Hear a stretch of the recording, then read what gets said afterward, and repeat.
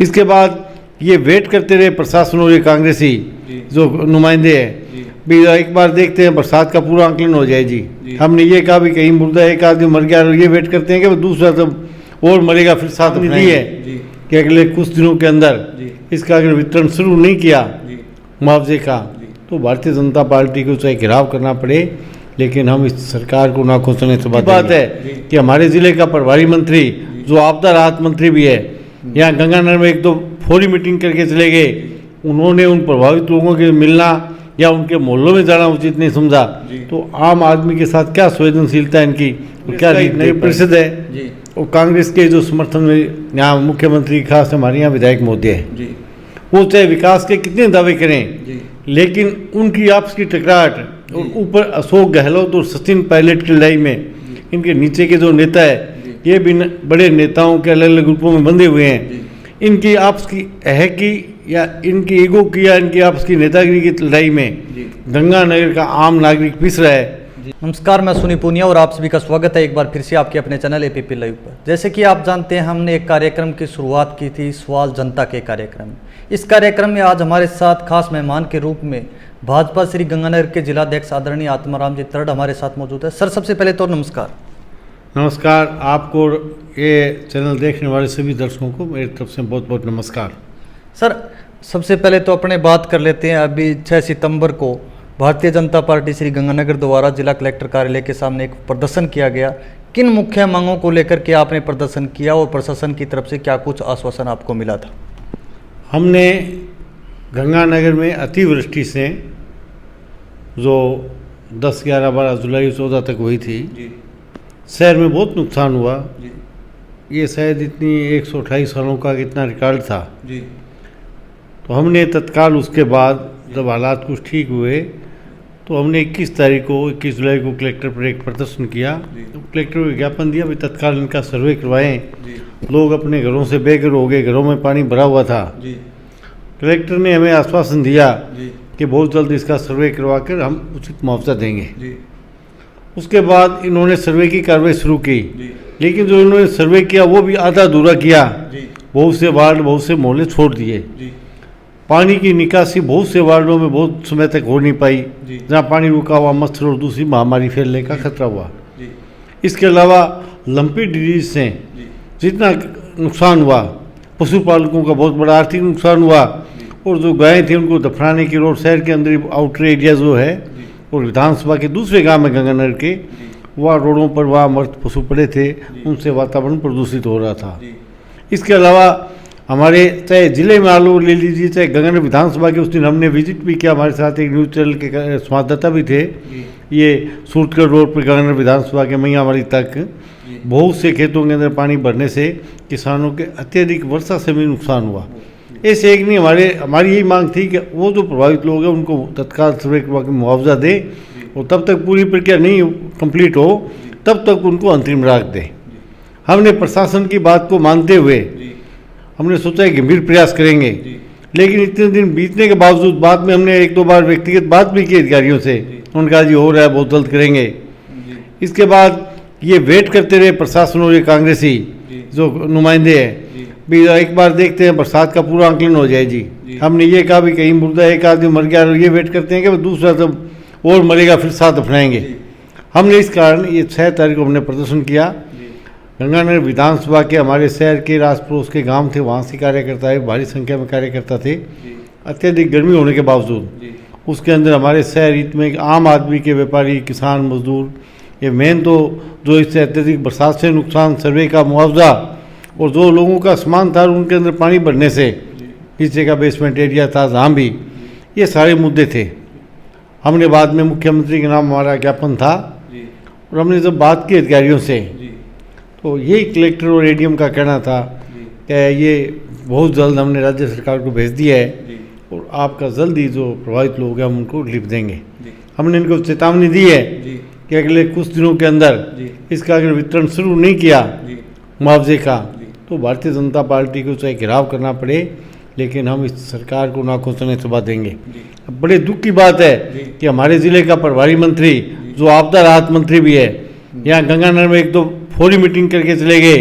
उन्होंने उन प्रभावित लोगों के मिलना या उनके मोहल्लों में जाना उचित नहीं समझा, तो आम आदमी के साथ क्या संवेदनशीलता है इनकी, तो क्या रिलीफ दे पाएंगे। इन्हीं मुद्दों पर हमने ये बड़ा प्रदर्शन किया। इसके अलावा डीजल पेट्रोल के मूल्य में भारी वृद्धि, गंदा पानी जो आ रहा है, हम बार बार कह रहे हैं, उस पर प्रभावी अंकुश हो। उस जो वाटर वर्क सब मौके पर पानी सप्लाई कर रहा है, वो ये एक तरह का कहने को ये कह रहे हैं कि हम उस पानी को साफ करते हैं, लेकिन वो पानी भी मटमेला है, जिस तरह नहर का राह बटरा रहा है वो भी दे रहे हैं। ऐसे जनहित के मुद्दे थे। सर, क्या मानते हैं आप, पिछली बार जब बरसात हुई उससे आमजन को कहीं न कहीं, व्यापारी वर्ग को, हर आम आदमी को कहीं न कहीं नुकसान उठाना पड़ा। पानी निकासी की एक गंगानगर के अंदर बड़ी समस्या है, इसका मुख्य जिम्मेदार आप किसको मानते हैं? देखिए, जो सत्तारूढ़ पार्टी होती है, प्रशासन सारा उसके हिसाब से कंट्रोल होता है, वो ही अपने अधिकारियों को लगाते हैं। दूसरा, स्थानीय निकाय में नगर परिषद होती है।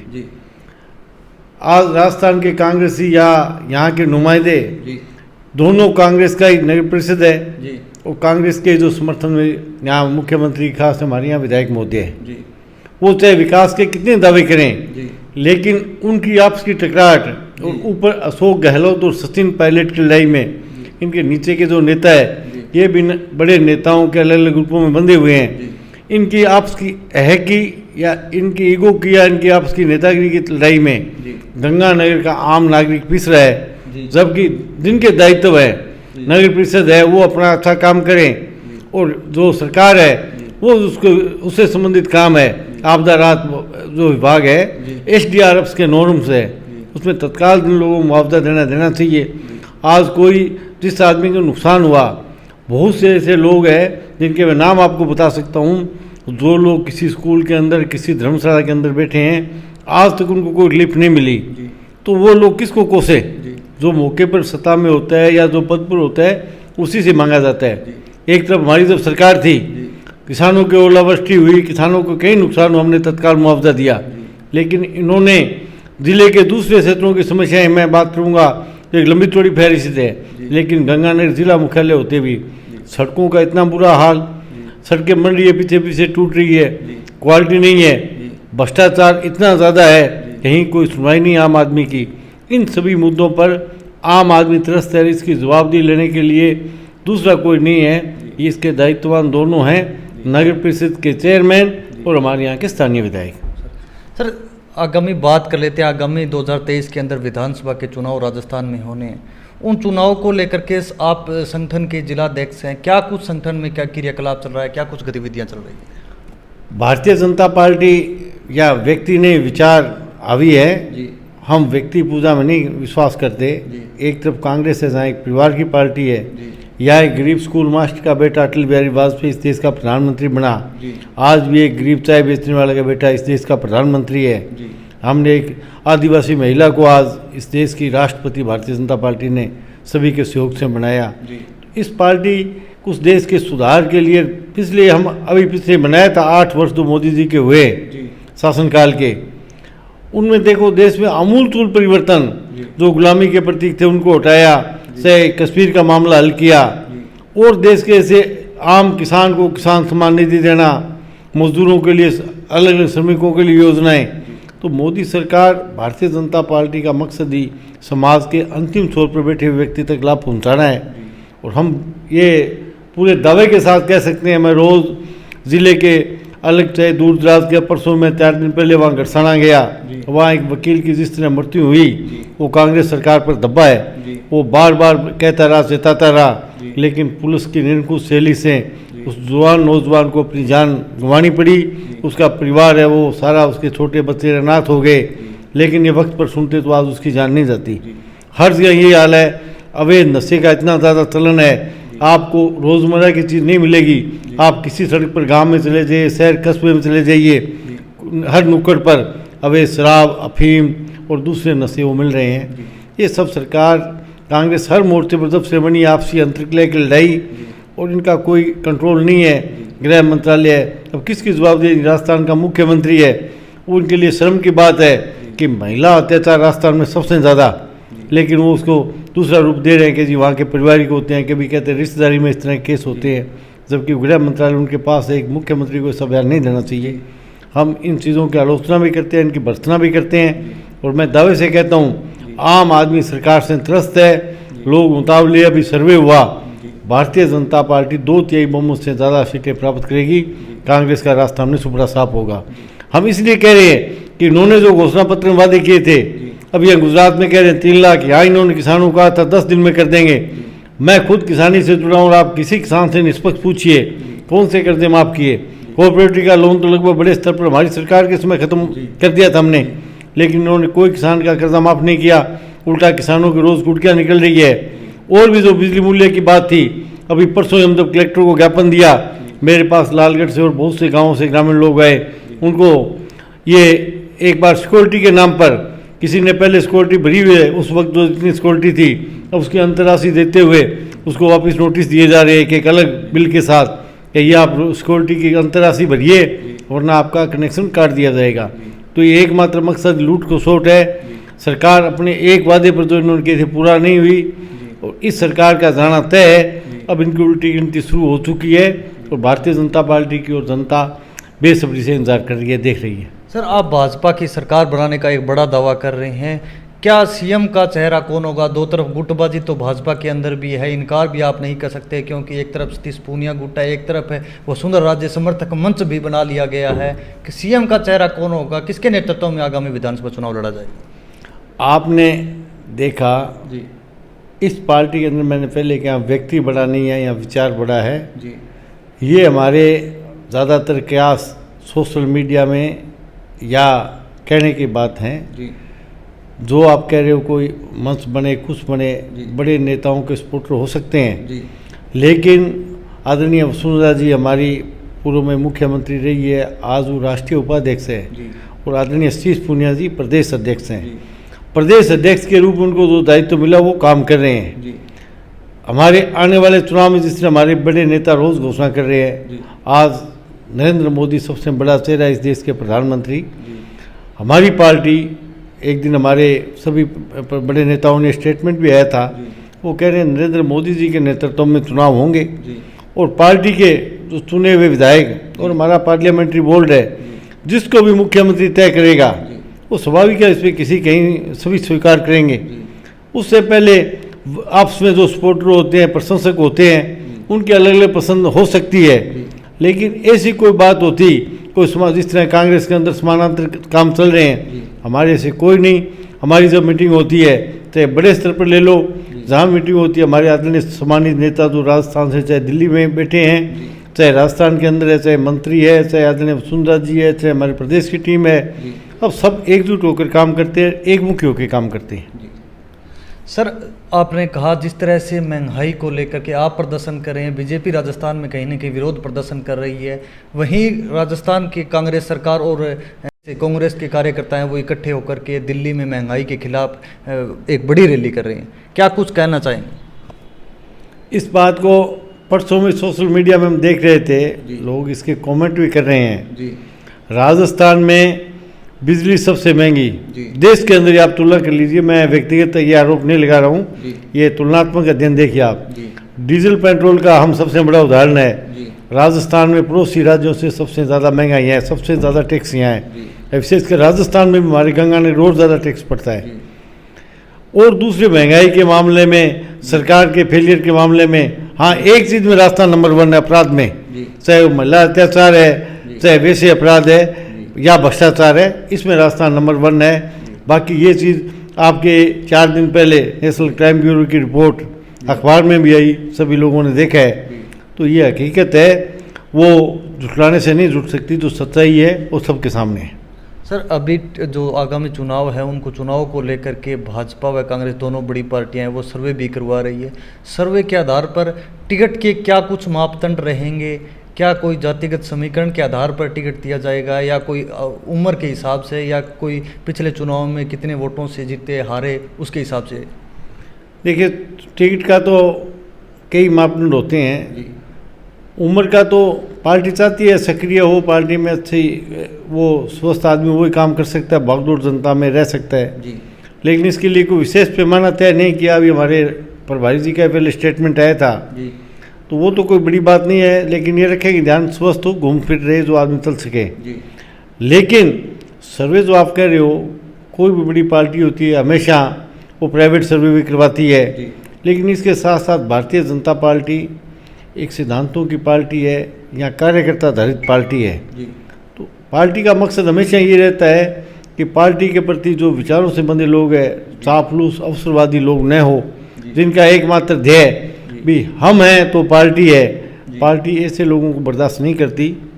सामाजिक समीकरणों में जरूर इस बात का पार्टी ध्यान रखती है कि समाज के जितने बड़े समूह, सभी जो अलग जाति बिरादरियाँ जो संगठन है, उन सभी की राय लेते हुए ऐसा संतुलन सारे राजस्थान में हर जिले में रखा जाता है कि सभी को उचित प्रतिनिधित्व मिले।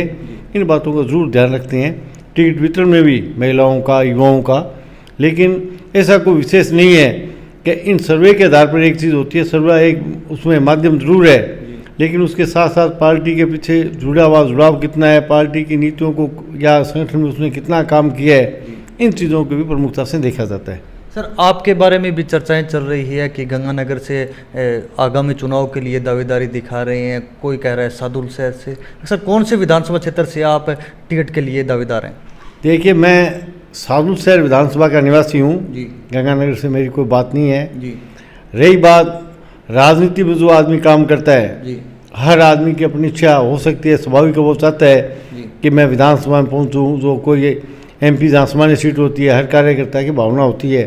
विशेषकर भारतीय जनता पार्टी में हर कार्यकर्ता ये अपने मन के अंदर पाल भी सकता है कि यहाँ हर कार्यकर्ता को सम्मान मिलता है। कांग्रेस की तरह नहीं है कि वहाँ कुछ व्यक्ति विशेष है उन्हीं को टिकटें मिलती है।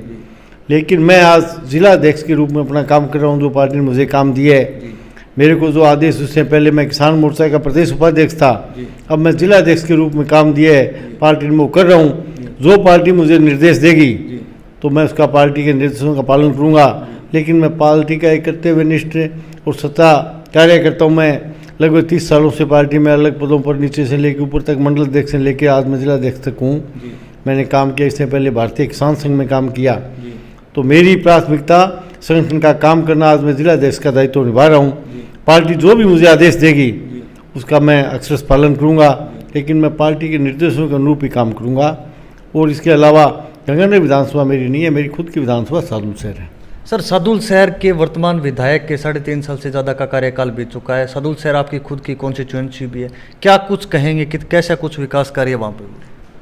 सादुल शहर के जो विधायक बने तो एक आम परिवार के थे, वहाँ के निवासी थे, उनके पारिवारिक पृष्ठभूमि बिल्कुल साधारण परिवार से थे। लोगों की उम्मीदें थी कि हम में से निकला हुआ आदमी है, कुछ करेगा। लेकिन उनके लिए जो गहलोत साहब कर रहे हैं वही बात उनके हैं। घोषणावीर हम उनको कह सकते हैं, घोषणाएं खूब कर रहे हैं, लेकिन उनका धरातल पर इम्प्लीमेंट कहीं नहीं दिख रहा। भ्रष्टाचार की उन्होंने पहले बड़ी बड़ी बातें की थी, मैं नशा मुक्त कर दूंगा, मैं भ्रष्टाचार नहीं सहन करूंगा। लेकिन अब वहाँ आप आम आदमी से पूछिए, भ्रष्टाचार चरम पर है। किसी भी विभाग में बगैर पैसे के काम नहीं होता। कर्मचारियों को इस आधार पर प्रताड़ित करते हैं कि वो किसी बीजेपी के कार्यकर्ता के परिवार से हैं या बीजेपी के साथ किसी के साथ उठ बैठे किसी कार्यकर्ता के, उनको प्रताड़ित करते हैं। छोटे छोटे नीचे के जो कर्मचारी है, सहायक कर्मचारियों तक उन्होंने नहीं बख्शा, उन्होंने दूर का रास्ता दिखाया परेशान करने के लिए। इसके अलावा पैसा जो भ्रष्टाचार है वो उनके हर काम में झलक रहा है और उन पर आरोप प्रत्यारोप उन्हीं के कार्यकर्ताओं द्वारा बार बार लगाए जा रहे हैं। लेकिन जो उन्होंने वादे किए थे इस विधानसभा में करवाने के, वो सिर्फ हवाई साबित हुए हैं। काम के मामले में फेलियर है, घोषणा के मामले में नंबर 1 है। नगर पालिका का बोर्ड का चेयरमैन आपका पार्टी से, भाजपा से ही है, कैसा कुछ उनके विकास कार्य देखते हैं? देखिए, नगर पालिका का बोर्ड है, जितने उसके पास संसाधन है और जितने उसके अधिकार है उसमें अच्छे काम करे नगर पालिका। लेकिन वहाँ भी कांग्रेस के द्वारा, शासन के द्वारा बार बार अड़चनें डाली जाती है, परेशान किया जाता है। बोर्ड को स्वतंत्र रूप से, एक मैं यहाँ का नहीं कह रहा हूँ, सादुल शहर का, जिले में हमारे जितने बोर्ड है 4 जगह, सभी जगह की मेरे पास आम बातें आती रहती है। हमारे वहाँ के जो पदाधिकारी है, पार्षद है, चेयरमैन बताते रहते हैं कि कांग्रेसी अनावश्यक हस्तक्षेप करते हैं और वो हर चीज़ में चाहते हैं हम जो कहें वो, जबकि ये निर्वाचित बोर्ड का काम है शहर का विकास करवाएं और हमारे बखूबी अच्छा काम कर रहे हैं। आप जाके उन नगर पालिकाओं में देखिए, जो विकास उनके बूते था उन्होंने अच्छा किया है, इसलिए हमारे नगर पालिका बोर्ड कहीं कम नहीं अच्छा काम कर रहे हैं। सर, पिछले विधानसभा चुनाव में गुटबाजी थी, अभी भी गुटबाजी चर्चाएं चल रही है कि सदुल शहर में भाजपा के अंदर 2 गुटबाजी है। उस गुटबाजी के अंदर पिछला चुनाव था, उस चुनाव में भाजपा की टिकट हारने का उस गुटबाजी का ही कारण माना जा रहा है। क्या अगली बार भी इस प्रकार से अगर गुटबाजी चलेगी तो कहीं ना कहीं आपको नहीं लगता कि भाजपा को नुकसान हो सकता है? देखिए, मतभेद होना अलग चीज़ है, मनभेद नहीं होना चाहिए जी। पार्टी के अंदर लोकतंत्र में टिकट मांगने का अधिकार सभी का है, किसी का उसमें व्यक्तिगत एकाधिकार नहीं है, विशेषकर भारतीय जनता पार्टी में। लेकिन ये हमारी पार्टी का निर्देश है और यही मैं जिलाध्यक्ष के रूप में कहूँगा, पार्टी में टिकट सभी मांगे, अधिकार है हर विधानसभा में भी। लेकिन टिकट मिलने के बाद जिस कार्यकर्ता को पार्टी टिकट देती है वो सोच विचार के देती है, चाहे व्यक्तिगत कितनी नाराजगियाँ हो, लेकिन पार्टी के हर कार्यकर्ता के लिए जो आदमी टिकट मांग रहे हैं उनका भी नैतिक धर्म और पार्टी के हित में भी धर्म बनता है कि वो पार्टी के लिए काम करें। पीछे अगर कहीं कमियां रही, मैं अब जिलाध्यक्ष के रूप में काम कर रहा हूं, अगर पार्टी ने मैं उस वक्त तक काम करता रहा, पार्टी का क्यों, मैं ये संगठन सेवा का काम है, लेकिन जो आगे चुनाव होंगे तो मेरी अपेक्षा यही होगी कि सभी कार्यकर्ताओं को साथ लगाएं, किसी के गिले शिकवे उनको दूर करते हुए जिस भी कार्यकर्ता को पार्टी टिकट दे, हम तन मन से एक होते हुए हम आदरणीय नरेंद्र मोदी जी के आह्वान पर राजस्थान के अंदर भारतीय जनता पार्टी का शासन लें। ऐसा हमारा प्रयास है, 6 की 6 सीटें हम जीतें, ये हमारा भरसक प्रयास रहेगा। क्षेत्र के तमाम लोग आपको देख रहे हैं, अंतिम रूप से आप क्या संदेश देना चाहिए? मैं यही कहूँगा कि गंगानगर हम सबका है, जिले के विकास के लिए आदरणीय नरेंद्र मोदी जी के नेतृत्व में भारत सरकार की जितनी योजनाएं हर वर्ग के लिए, हमारी पार्टी का कार्यकर्ता भी हम भी प्रयास कर रहे हैं जब आम जन तक पहुंचाएं, हर आदमी उनका फ़ायदा ले। राजनीतिक विचारिक हमारे अलग हो सकते हैं, लेकिन हमारी पार्टी समाज को, देश को आगे ले जाने के लिए काम कर रही है। मैं सभी से कहूँगा कि भारतीय जनता पार्टी से जुड़िए, ये सब एक है, हम एक देश को आगे बढ़ाने के लिए, एक भारत श्रेष्ठ भारत के लिए काम करते हैं। इसलिए किसी के मन में इस पार्टी के प्रति या किसी के प्रति गिला शिकवा उनको दूर करते हुए हम इस देश को मजबूत करने के लिए, राजस्थान को मजबूत करने के लिए और हमारे ज़िले को विकास में आगे ले जाने के लिए आने वाले समय भारतीय जनता पार्टी से जुड़े, एक मन होके। हमारा सामाजिक सौहार्द और सामाजिक वातावरण इस जिले का बहुत अच्छा है, हम इसको बनाए रखें, किसी तरह की भ्रांति न पालते हुए आगे बढ़ने का काम करें। धन्यवाद। चलिए, ये थे हमारे साथ भाजपा श्री गंगानगर के जिलाध्यक्ष आदरणीय आत्माराम जी तरड। इनसे हमने चर्चा की क्षेत्र में अनेक समस्याओं को लेकर के, आगामी विधानसभा चुनाव को लेकर के और संगठन के अनेक कार्यों को लेकर के इनसे चर्चा की। आगे की अपडेट के लिए हमारे साथ बने रहिएगा। धन्यवाद।